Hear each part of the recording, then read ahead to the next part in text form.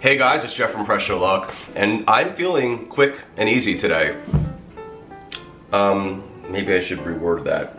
No, I'm feeling quick and easy. And I wanted to just make a recipe that was as simple as they come, but also has so much flavor in it that you would actually almost be angry at yourself with how quick and easy it was.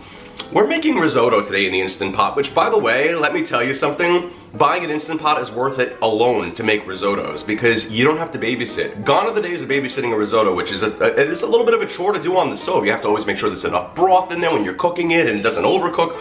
The Instant Pot takes care of all that for you, when all you have to literally do is dump in some rice, arborio or carnaroli rice, we'll get to that in a second, and some broth, and then you put the lid on, you pressure cook it, and presto, it makes the perfect creamy, rich risotto. Now, all the rage lately is this Italian dish. It's a Roman dish called Cacio e Pepe, which translates to cheese and pepper, which is essentially just that, cheese and pepper, usually with a spaghetti, and pasta water mixed in with it. In this situation, we're going to basically be doing a risotto variation of it, and I'm going to show you even how to enhance it at the end with a little bit of more untraditional add-ons. Well, maybe traditional to my style of cooking, but you're going to see how easy this is to make in minutes and minutes with minimal ingredients. You probably already have them in your cupboard, unless you don't have the arborio or carnaroli rice. In that case, make sure you get some. We're going to go to the Instant Pot and make the most amazing, quick, and easy risotto Cacio e Pepe, or Cacio e Pepe risotto. Let's do it, shall we? So, to make risotto, you can use one of two specific rices. You can either use arborio rice, which you see on the bag, it says risotto rice, or you can use something called carnaroli rice. Either one will be perfectly fine for risotto, but you must use either arborio or carnaroli rice to make it. No other rice will suffice. I'm going to take 2 cups of either arborio or carnaroli rice. I am not going to rinse it, and I'm going to add it to my Instant Pot. And by the way, we're going to make sure that liner pot is inside of that Instant Pot. If you just see something like this in there, you're not good to go. You must have that liner pot in there. All right, 2 cups of arborio or carnaroli rice, unrinsed. And then I'm going to add in 5 cups of broth. You can use any broth of your choice, and in this circumstance, I'm using 5 cups of garlic broth. And that's literally all I have to do before I pressure cook 2 ingredients, the rice and the broth. I'm going to secure my lid now to my Instant Pot, make sure that it's in the sealing position. Certain models will automatically put it in the sealing position. Other models, you have to move the valve from venting to sealing. Now I'm going to come down to the control panel on my Instant Pot and hit either the pressure cook or manual button. And I want to go for 6 minutes. That's 6 at high pressure. If your model has a start button, hit that. If it doesn't, it'll start the function on its own after a few moments of doing nothing. And now that we're done pressure cooking, we'll release the steam from this Instant Pot by doing a quick release. And the pin just dropped, so I'm going to take the lid off my pot. And look at my risotto, perfectly cooked. I'm going to get in there with a spoon and give it a stir. And you'll see the risotto will have absorbed most of that broth. Now it is time to put the finishing touches on this. I'm going to add in 4 tablespoons or a half a stick of salted butter, as well as a cup of either grated Parmesan cheese or grated Pecorino Romano cheese. This is shredded, but really about a cup worth of either one, or you can do half a cup of each, which is what I'm going to be doing here.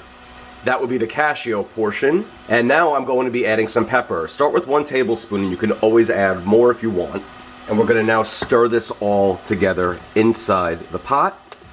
And after about a minute of stirring everything, the butter and the cheese will have blended into the risotto, forming the most amazing Cacio e Pepe risotto ever. Look at how beautiful this is. Absolutely gorgeous. The risotto should be creamy, and it should have a nice texture to it, nice and rich. We are ready to serve this up. And now when you plate it up, if you wish, you can just sprinkle on a little bit more cheese, do a little bit of some freshly ground black pepper to really send it home, and voila, Cacio e Pepe risotto. Now alternatively, you can totally change this up a bit by making it even creamier and cheesier, and maybe a little bit greenier. You'll see what I mean.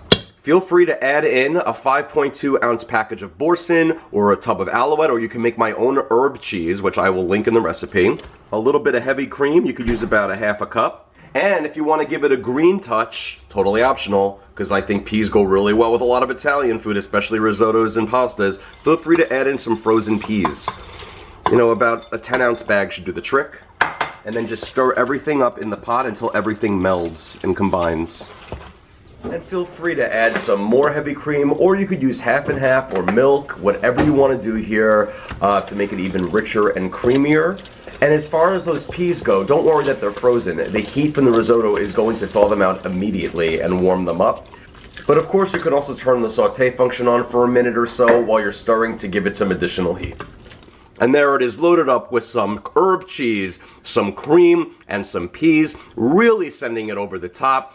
Adding some enhancement to it. It's totally optional. You do not have to add it. Have it this way or have it the previous way. Your call. And however you do it, it's going to be insanely good and insanely quick and easy to make. So, let's try it out. And here it is, guys, my Cacio e Pepe Risotto. And in this situation, I did enhance it with some peas, some herb cheese like a boursin, alouette, or you can totally make your own, which I can link to in the recipe, but my version is just as good as far as I'm concerned and will cost you less. Then a little bit of cream. You don't have to add those at all, though. They're just enhancements. So let's try it out. I am so excited. Look at how fantastic the texture is. It's so creamy.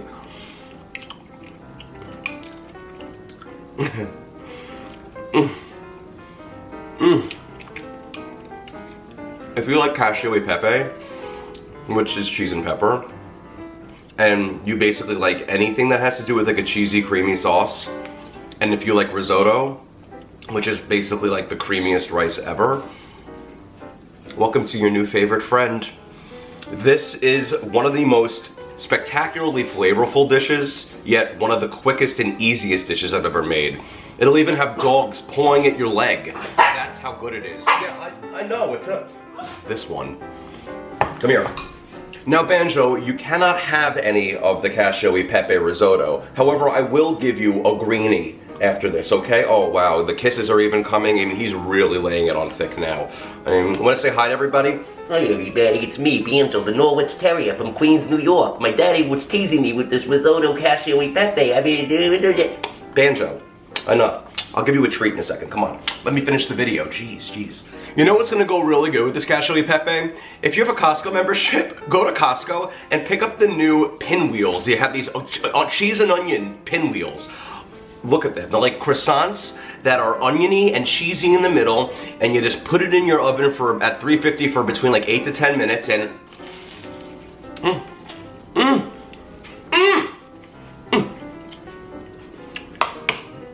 Now I'm gonna go back to the risotto. You know what? Watch this. I'm actually gonna put some of the risotto on top of this cheese and onion pinwheel from Costco now, and that's it. My day's ruined. It's the morning when I'm making this recipe, and it can only get worse from here. I can't get better than this. This is the pinnacle of the day. Wow. In between all this pepper and the toppings on the pinwheel, I'll probably have stuff in my teeth now. Guys, thank you so much for watching. It's truly one of the easiest and most crowd-pleasing things you can make, whether it's a side or a main. If you like cookbooks, by the way, physical cookbooks, physical media to me is the best. It's the best, especially in a digital era when technically we have things digitally that are very convenient for us, for sure. However, it's always nice to have something just in case, you know, one day we can't find those things anymore digitally. So here is all of my cookbooks right here. I wrote 5 of them. 4 of them are for the Instant Pot. And all of my books have gorgeous color step-by-step photos for every single recipe, showing you a final picture for what every recipe should look like. So guess what? There's never any guesswork in any of my cookbooks. My most recent cookbook is not Instant Pot. It is called Pastabilities. It's the easiest pasta recipes you'll ever make. 1 pot to boil the pasta, 1 pan to make the sauce, and then you just mix them together. And it is the easiest thing ever, and it's delicious. I promise you. That book also has a soup chapter because there's lots of pasta with soups, pasta salads. It's all there. Al forno in the oven, all that stuff. Now make sure you follow me at facebook.com/PrussiaLawCooking and make sure that you choose it as a favorite. You don't want to miss these recipes. A lot of people have said that I don't see you anymore in my feed. Well, I don't know what the algorithm feels like doing today, but whatever. Feel free to make me a favorite so you see these fancy, handy recipes. And also at Pressure Luck Cooking on YouTube and Instagram, and just, you know, all the other good stuff. And my website, of course, pressureluckcooking.com, where all my recipes live. You can print them from there and all that jazz. Thank you so much again for watching, my friends. And the next time you want to make a risotto dish that's rich, creamy, quick, and easy and dreamy, we'll go to your Instant Pot and make my risotto Cacio e Pepe. Enjoy. It is good, my friends. It is good. That was delicious.